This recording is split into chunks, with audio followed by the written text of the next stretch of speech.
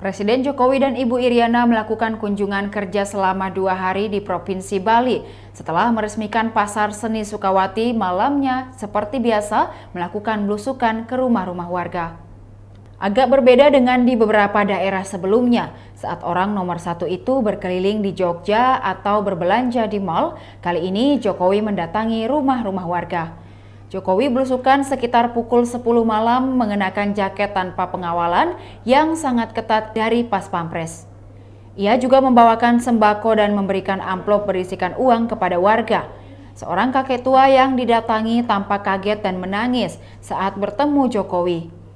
Ia lalu mengatakan ketika ditanya tinggal dengan siapa, bahwa saat ini dia tinggal bersama istrinya yang juga sudah tampak renta. Setelah memberikan sembako dan amplop, Jokowi melanjutkan ke rumah warga lainnya. Juga ketika Jokowi bertemu dengan pria berambut putih yang sedang duduk-duduk di depan rumahnya, Jokowi lalu terlibat perbincangan singkat dengan bapak tersebut. Saat ditanya, ia mengaku kaget dan tidak pernah berpikir bisa bertemu dengan orang besar, apalagi orang nomor satu di Indonesia. Tangan bapak tersebut bahkan sampai gemetar usai menerima amplop dari Jokowi. Ia juga merasa heran ada orang besar mau datang melihat orang kecil seperti dirinya. Namun bapak itu juga bangga karena bisa bertemu dengan presiden sebelum ia meninggal.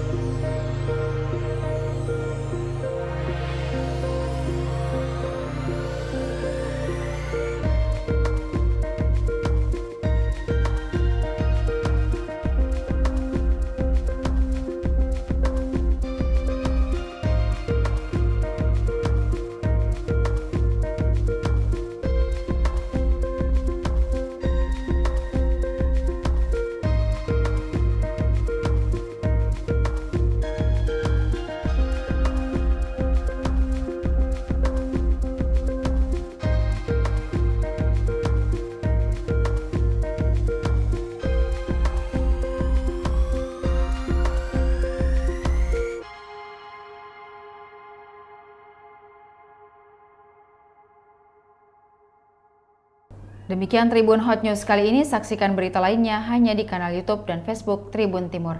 Terima kasih sudah nonton, jangan lupa like, subscribe, dan share ya!